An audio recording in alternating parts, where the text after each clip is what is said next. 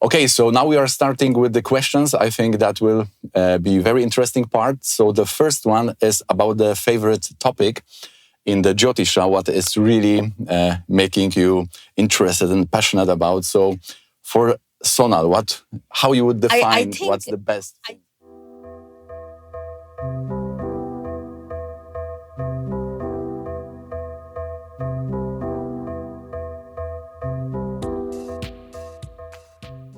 We can't do justice to so many topics because, as Vishti ji know, it's a huge minefield, right? It's so many things. You step on something and suddenly you're kind of pulled in that direction and you're going into that rabbit hole.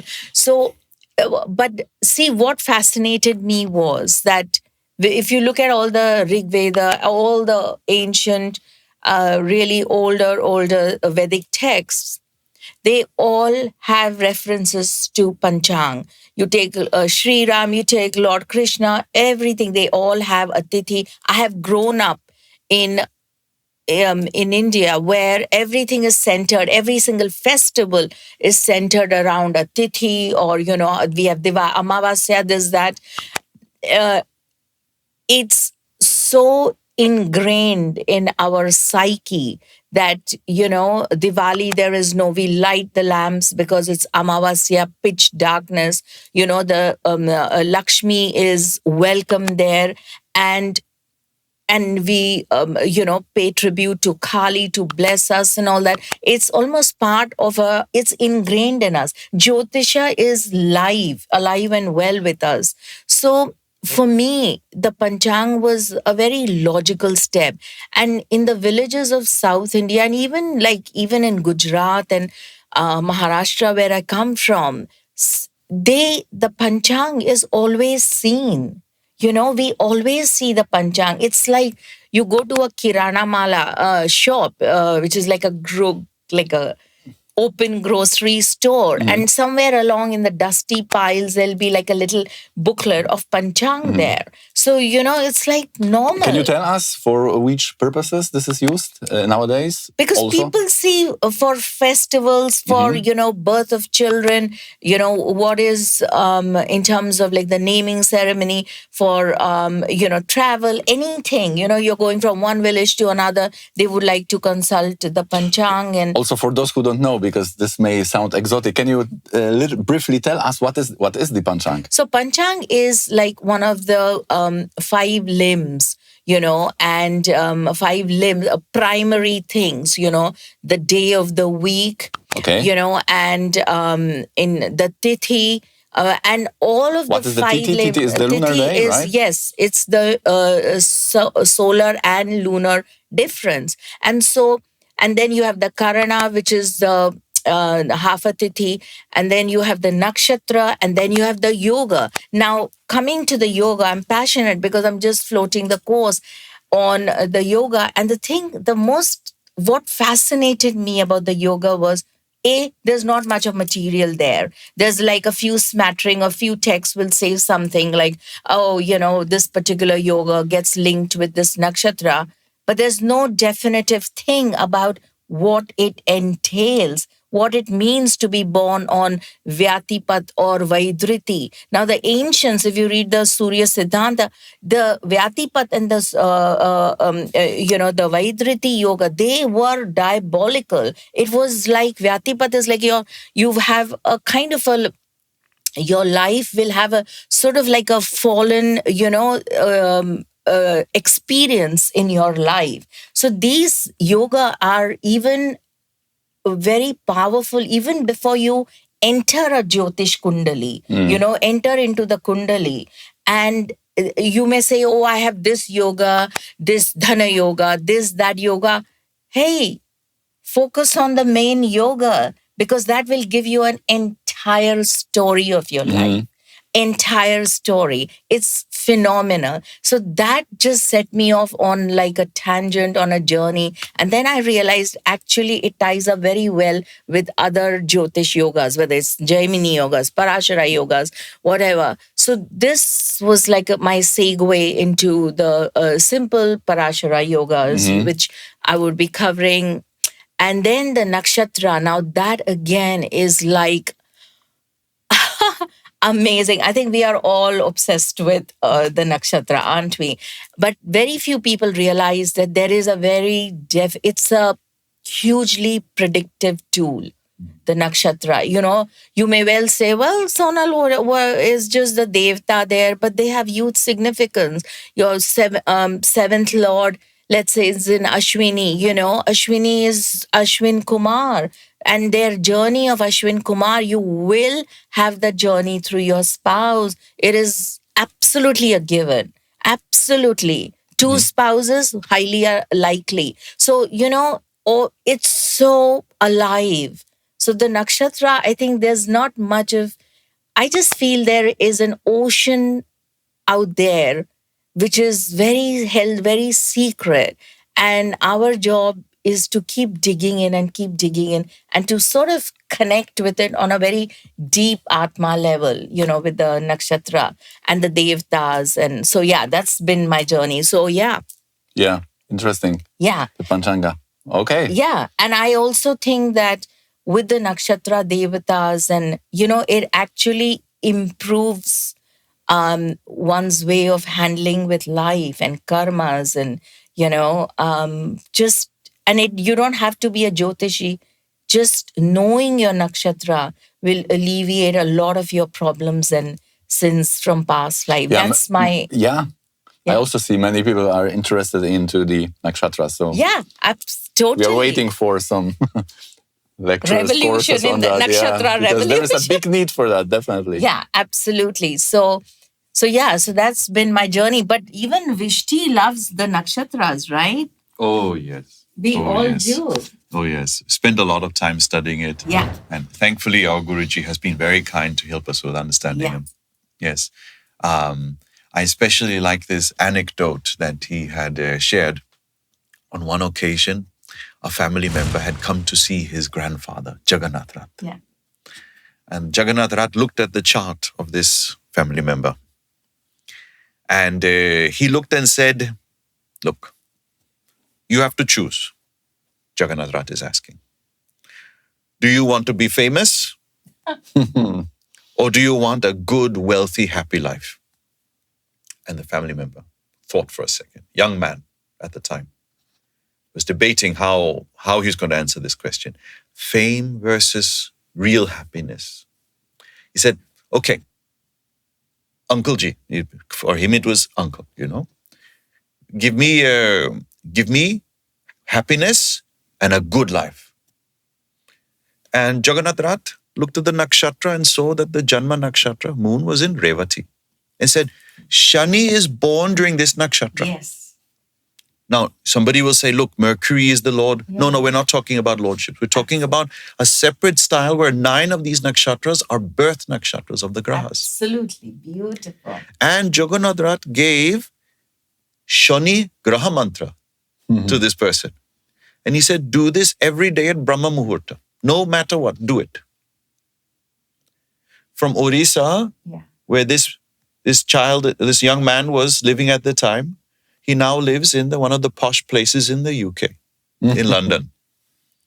Okay? Works in a very big organization, is very wealthy, meets the topmost people in his field, very wealthy. Yes. And even today, he gets up at Brahma Muhurta and does the Shani Graha mantra. Super. Nakshatra. Just that is the was power important. Of the nakshatra. Yes. This is a nice story. What if you would choose the other option? Aha, you want to know what was the other option? Yeah. There was a Lagna mantra for that. I thought Lagna so. versus Janma Nakshatra. Yes. This way. From this, we, in the tradition, are learning the first steps to having a life. Do you want Lagna mantra or do you want Nakshatra mantra? Very nice. Beautiful. Right, so the next question on our list would be, which shastras do you really enjoy? Because I have seen some interesting photos of you with many stickers and the notes, what's going on. So please tell us about what are those books which are most reviewed and what is really appealing or attractive in them. Well, I think for most astrologers, you go through phases. But I've had a very particularly long phase of studying nadis. I remember. Long phase. And you could say, if somebody asked, so Visti, when should I as a Jyotisha begin studying nadis? And I say, well, you're in no hurry. You're in no hurry. But the study of the nadis is supposed to start after you have learned the Jaimini Upadesha Sutra. Interesting. Yes. Then it becomes of value and interesting.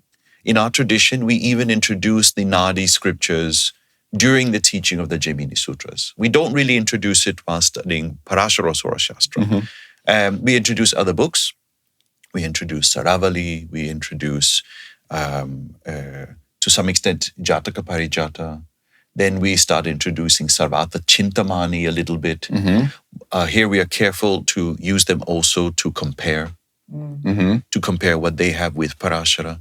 We speak about Brihad Jataka and show how there was a long understanding that Paramihira never learned Parashara's Sura Shastra. This is interesting. So we have this back and forth also. So there's the debate aspect, due to, and as a result of studying Brihad Jataka a little bit, we also learn a bit of Prashna Marga because they are also linked to each other.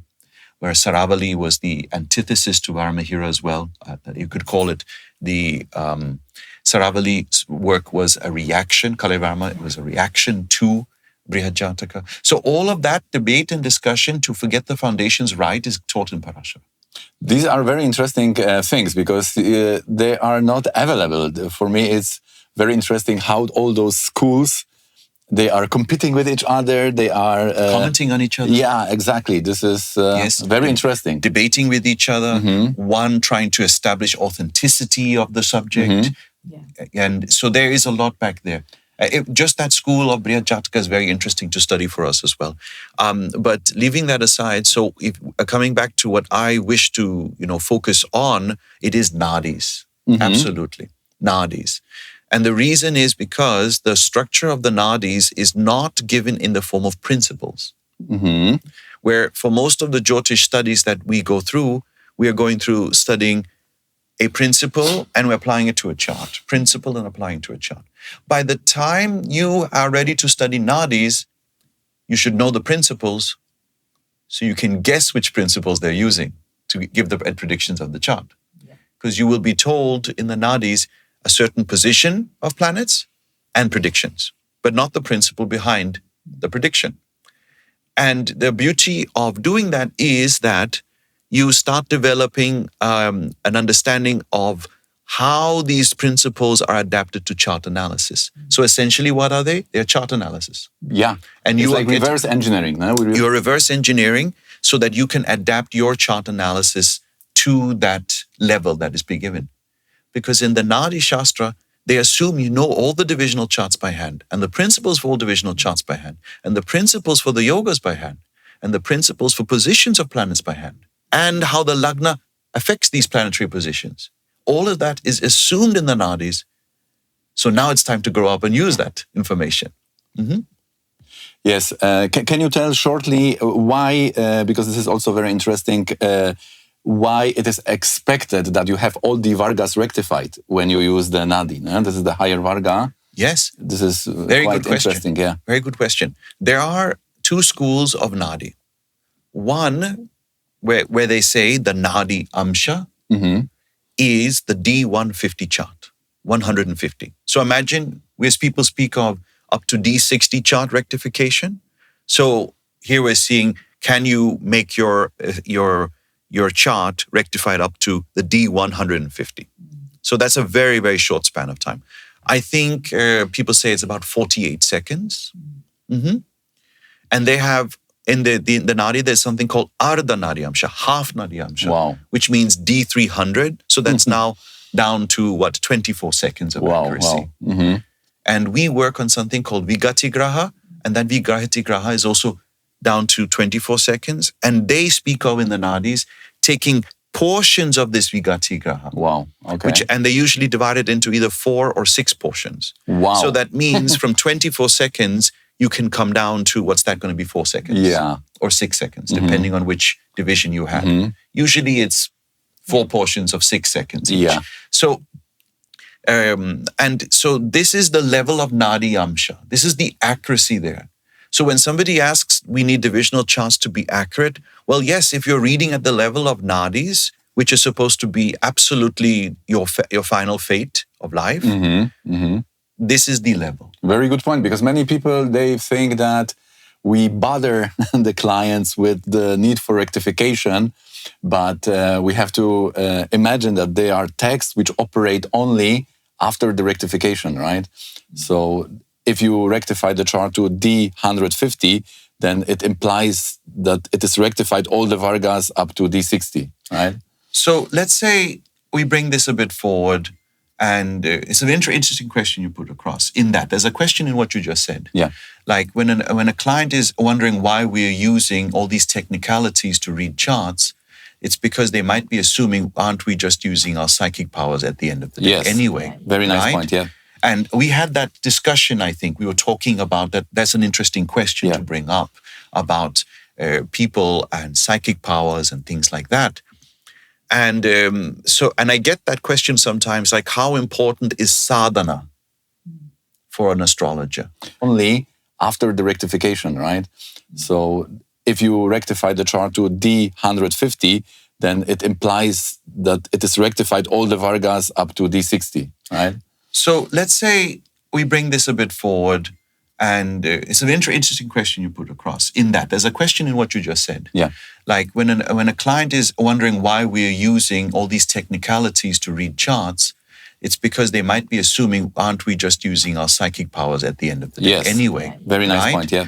And we had that discussion, I think. We were talking about that. That's an interesting question to bring up about people and psychic powers and things like that. And and I get that question sometimes, like how important is sadhana for an astrologer?